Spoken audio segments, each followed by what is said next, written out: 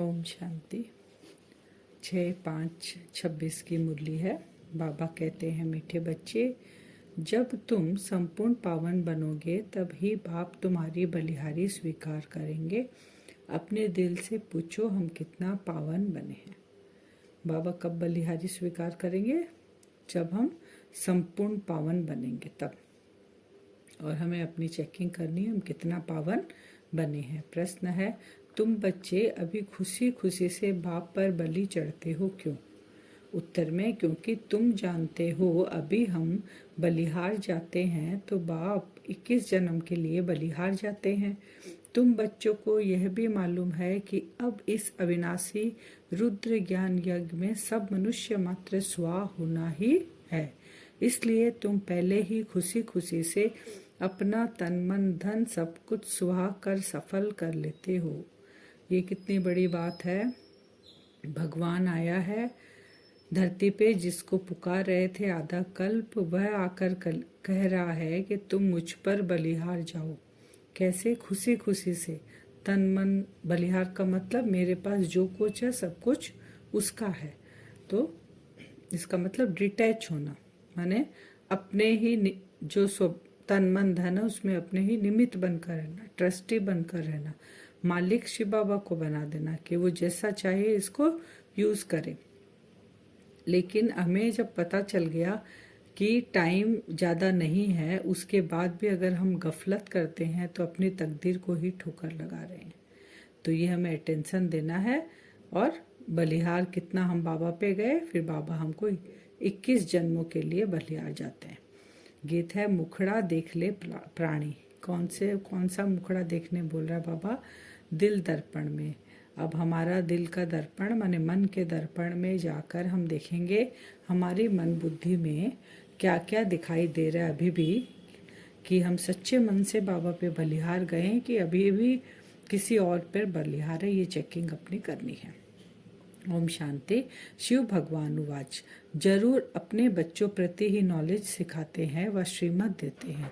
हे बच्चों व हे प्राणी, शरीर से प्राण निकल जाते हैं व आत्मा निकल जाती है, एक ही बात है। बाबा कह रहे हैं आत्मा निकलती है या प्राण निकलता, बात एक ही है। हे प्राणी अथवा हे बच्चे, तुमने देखा कि मेरे जीवन में कितना पाप था और कितना पुण्य था। हिसाब तो बता दिया। तुम्हारे जीवन में आधा कल पुण्य आधा कल पाप होते हैं। पुण्य का वर्षा बाप से मिलता है, जिसको राम कहते हैं। राम निराकार को कहा जाता है, न कि सीता वाला राम। तो अब तुम बच्चे जो आकर के ब्रह्मा मुख वंशावली बने हो, बाबा कहते हैं तुम्हारी बुद्धि में आया है बरोबर हमें आधा कल्प पुण्य आत्मा थे, आधा कल पाप आत्मा बने। बाबा तो आके सारा हिसाब बता दिए। सत्युग त्रेता में पुण्य आत्मा, द्वापर कलयुग में तुम बन गए पाप आत्मा। अब बाबा को वापस पुण्य आत्मा बनाना है। फिर बाबा कहते हैं, यज्ञ तप आदि से तुम पुण्य आत्मा नहीं बनेंगे, वह है भक्ति मार्ग। इससे कोई भी मनुष्य पुण्य आत्मा नहीं बनते हैं। अगर द्वापर युग से यज्ञ तप आदि करते आए हैं, पुण्य आत्मा अगर बन जाते तो बाबा को कोई पुकारता, क्योंकि और पतित ही होते गए। तो बाबा को द्वापर युग से पुकारते पुकारते अब लास्ट कलयुग एंड तक पहुंच गए। तब बाप आए हैं। तो उस बाप को याद तो सभी मनुष्य करते हैं, उनको ही परमपिता परमात्मा कहते हैं। ब्रह्मा विष्णु शंकर को परमात्मा नहीं कहेंगे और किसी को परमात्मा नहीं कह सकते। भल इस समय तुम प्रजापिता ब्रह्मा कहते हो, परंतु प्रजापिता को कभी भक्ति मार्ग में याद नहीं करते हैं। बाबा कहते हैं जो भगवान को याद करते, ईश्वर भगवान गॉड फादर प्रभु, जो किसको याद कर रहे हैं? ये एक ही परम पिता को याद करते हैं। जानते नहीं है लेकिन अनजान में भी उसी एक को ही याद करते हैं। और बाबा कहते हैं कि प्रजापिता ब्रह्मा जो है भक्ति मार्ग में उसको याद नहीं करते हैं। याद सभी फिर भी निराकार बाप को ही करते हैं। किसको करते हैं? जाने अनजाने निराकार बाप को ही। ओ गॉड फादर, ओ भगवान अक्षर ही निकलते हैं, एक को ही याद करते हैं। फिर बाबा कहते हैं तुमको श्रीमत मिलती है। श्रीमत कोई श्री कृष्ण की नहीं है। ये जो मत बाबा हमें देते हैं, ये किसकी मत है? परमपिता परमात्मा शिव बाबा की। श्रीमत कोई श्री कृष्ण की नहीं है। श्री कृष्ण की आत्मा भी श्रीमत से बाबा कहते हैं सो देवता बने थे, फिर 84 जन्म लेते, अब तुम आसुरी मत के बने हो। जो देवकुल की आत्मा है देवी देवता बनती है, वो अभी शिव बाबा से श्रीमत लेती है संगम युग पर, और वो देवता बनती है। तो श्री कृष्ण की आत्मा श्रीमत नहीं देती, वो खुद भी बाबा की श्रीमत से देवता बनते हैं, प्रिंस बनते जाके श्री कृष्ण। फिर बाबा कहते हैं अब तू क्या बन गए हो, आसुरी बन गए हो। बाप कहते हैं मैं आता ही तब हूँ जब तुम्हारा चक्र पूरा होता है। तुम जो शुरू में आए थे अब जड़ जड़ीभूत अवस्था में हो। झाड़ पुराना जड़ जड़ीभूत होता है तो सारा झाड़ ऐसा हो जाता है। बाप समझाते हैं तुम्हारे तमो प्रधान बनने से सब तमो प्रधान बन गए हैं। यह मनुष्य सृष्टि का वैरायटी धर्मों का झाड़ है।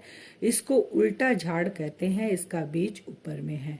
मनुष्य सृष्टि का झाड़ कैसे होगा, क्योंकि मनुष्य आत्माएं नीचे हैं और बीज बाबा ऊपर है, इसलिए उल्टा कल्प वृक्ष बोलते हैं इसको। उस बीज से ही सारा झाड़ निकलता है। मनुष्य कहते भी है गॉड फादर, आत्मा कहती है, आत्मा का नाम आत्मा ही है। आत्मा शरीर में आती है तो शरीर का नाम रखा जाता है, खेल चलता है। आत्माओं की दुनिया में खेल नहीं चलता। बाबा कहते सारा खेल कहाँ चलता है। जो तुम आत्मा पावन थी, पतित हुई, अब फिर मैं आया हूँ, यहीं पर नीचे चलता है ना, भारत यहाँ धरती पे। बाबा कहते साकार वतन में चलता है ये खेल। खेल की जगह ही है, नाटक में रोशनी आदि सब होती है। बाकी जहाँ आत्माएं रहती है वहाँ सूर्य चांद नहीं है। ड्रामा का खेल नहीं चलता है, रात दिन यहाँ होते हैं। सूर्य चांद जो हमको यहाँ से दिखाई देते हैं, बाबा कहते हैं परम धाम में वो सब नहीं है, सब यहीं पर ही हमें रोशनी देते हैं। सूक्ष्म वतन या मूल वतन में रात दिन नहीं होते, कर्म क्षेत्र पर होते हैं। इसमें मनुष्य अच्छे कर्म भी करते हैं, बुरे कर्म भी करते हैं। सत्युग त्रेता में अच्छे कर्म होते हैं, क्योंकि वहाँ 5 विकार रूपी रावण का राज्य ही नहीं, बाप बैठ कर अकर्म विकर्म का राज बताते हैं। बाबा कहते हैं तीनों का बता रहे हैं, क्योंकि कर्म तो हमें करना ही है, ये हमारा कर्म क्षेत्र है। सत्युग में जो मनुष्य कर्म करते हैं वह अकर्म हो जाते हैं। वहाँ रावण राज्य ही नहीं, उनको हेविन कहा जाता है। वहाँ पे जो हम कर्म किए वो अकर्म हो गए, क्योंकि वहाँ रावण राज्य नहीं है। इस समय हेविन है नहीं। सत्युग में एक ही भारत था और कोई खंड नहीं था। फिर विकर्म कब होता है, बाबा कहते हैं जब रावण राज्य शुरू होता है, 5 विकार की प्रवेशता होती है तो हम विकर्म करते हैं। तो बाबा हमें बताएं। और सुकर्म भी एक होता है, जब श्रीमत पर हम करते हैं वो सुकर्म हमारे बनते हैं। पतित, फिर बाबा कहते हैं पतित को दान करते हैं यहाँ पर, तो उनको फल क्या पाएंगे। 5 विकार भरे हुए हैं, जिसको दान करें उसमें भी 5 विकार है, तो उसका फल कैसे मिलेगा। भल कितना भी दान पुण्य करते आए फिर भी गिरते आए हैं। भारत जैसा दानी खंड और कोई नहीं होता। इस समय तुम्हारा जो भी तन मन धन है सब इसमें स्वाहा करते हो। इनको कहा जाता है ये जो हमारा यज्ञ चल रहा है, हम इसमें दान करते हैं अपना तन मन और धन। इस यज्ञ का नाम है राजस्व अश्वमेघ अविनाशी ज्ञान यज्ञ। माने आत्मा कहती है ये जो पुराना शरीर है इनको भी यहाँ स्वाहा करना है, क्योंकि तुम जानते हो सारी दुनिया के मनुष्य मात्र इसमें स्वाहा होते। ये जो यज्ञ जल चल रहा है, सारी दुनिया की आत्माओं का यहाँ शरीर स्वाहा होगा और आत्माएं चली जाएगी बाबा के साथ। इसलिए हम क्यों नहीं खुशी से बाबा पर बलि चढ़ जाए।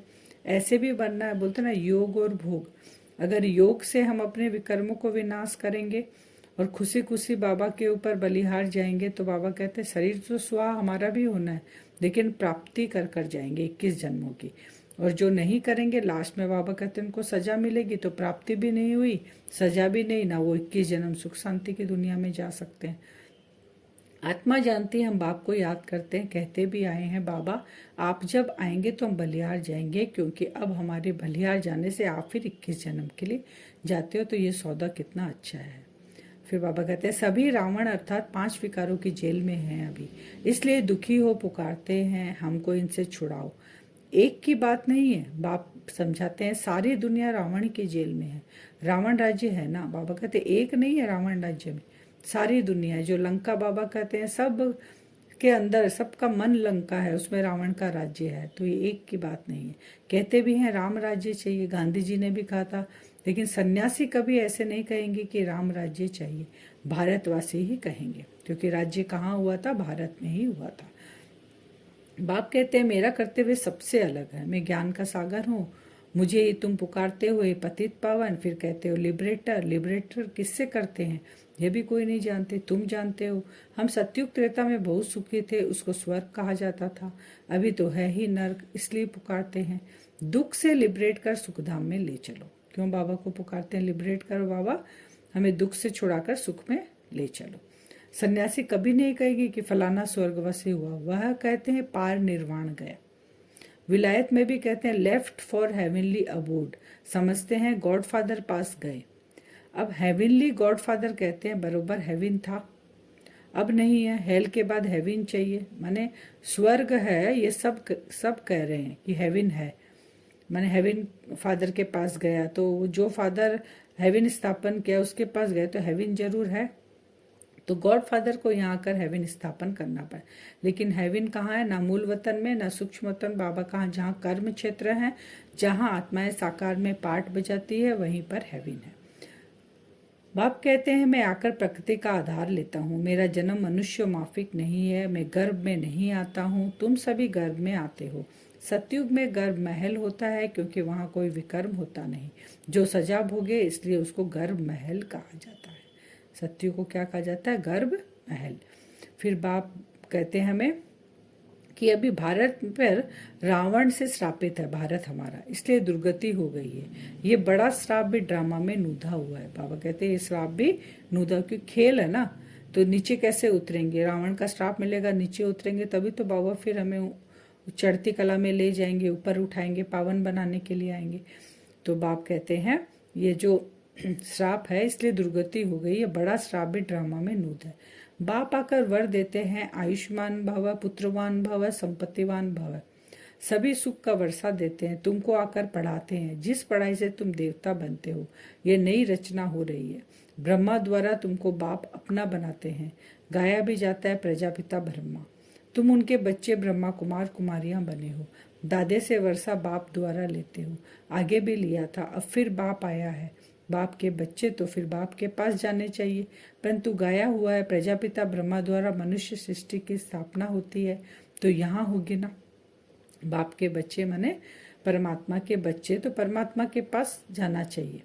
लेकिन परमात्मा के जो बच्चे अभी शरीर में है, पाठ बजा रहे हैं, इसलिए पिता को भी शरीर का आधार लेकर हमको आकर लेके जाना पड़ता है। नहीं तो हम खुद को ही नहीं पहचानते, उनको ही नहीं पहचानते, तो बाबा आकर हमें वो पहचान देते हैं।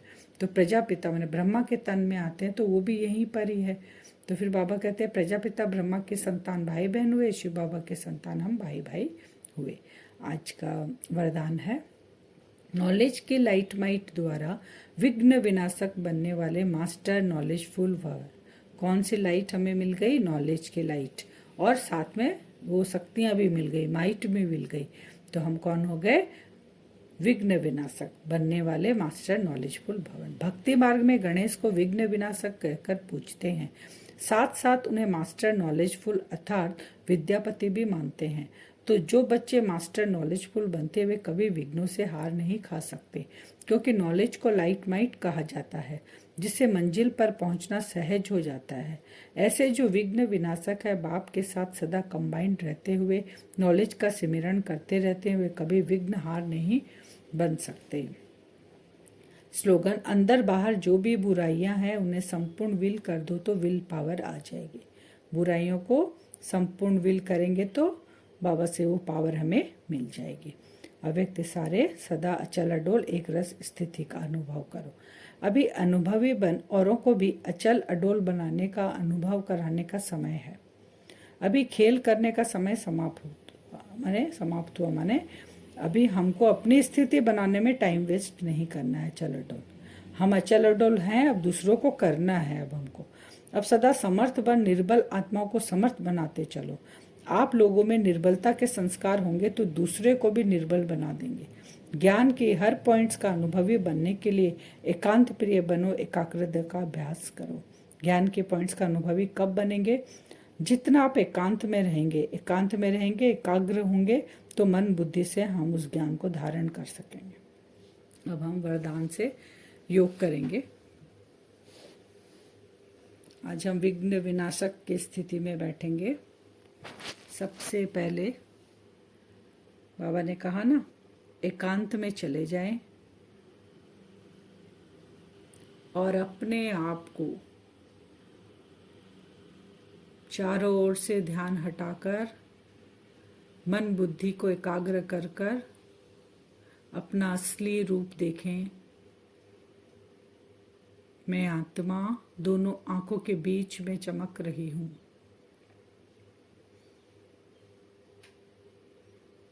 मुझ आत्मा के अंदर 84 जन्मों का पाठ का जो मेरा पाठ है, 84 जन्म, वो सृष्टि के आदि मध्य अंत का सारा ज्ञान बाबा ने मुझ आत्मा को दिया है। अपने आप को स्वमानदेह में नॉलेजफुल, विद्यापति आत्मा हूँ। मुझ आत्मा का पिता ज्ञान का सागर है। मैं उनका बच्चा, मास्टर ज्ञान का सागर।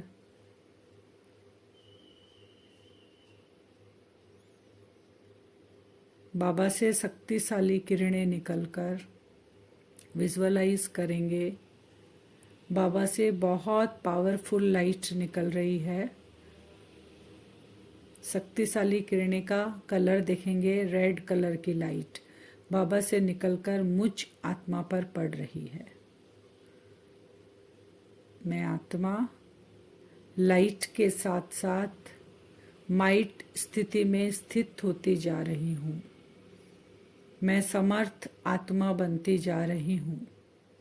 बाबा की वो शक्तिशाली किरणें मुझ आत्मा पर पड़ रही है।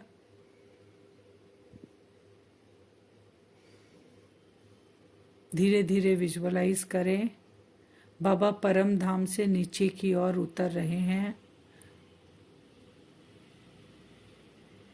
जहाँ हम बैठे हैं वहाँ बाबा आकर स्थित हो गए मेरे सर के ऊपर, और धीरे धीरे बाबा मेरे भ्रकुटी में जाकर मुझ आत्मा के साथ कंबाइंड रूप में बैठ गए। अब बाबा और मैं एक हैं दोनों। मैं विघ्न विनाशक आत्मा हूँ। मेरे साथ ज्ञान का सागर है। मैं उसका बच्चा, मास्टर ज्ञान का सागर। लाइट माइट स्थिति, विघ्न विनाशक आत्मा हूँ। चारों तरफ एक ऑरा बन गया। कोई भी विघ्न मुझे देख भी नहीं सकता। हम उस स्थिति में स्थित होकर बैठे हैं। शिव बाबा मेरे साथ कंबाइंड है।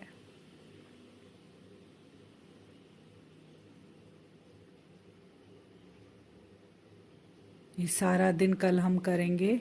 बाबा को विजुअलाइज करेंगे परम धाम में, फिर देखेंगे बाबा आकर मेरे भ्रकुटी में बैठ गए। लाइट माइट स्थिति, मैं विघ्न विनाशक आत्मा हूँ। कोई भी विघ्न मुझे देख भी नहीं सकते, छू भी नहीं सकते। उस ऑरा के अंदर बाबा के साथ बैठेंगे। ओम शांति।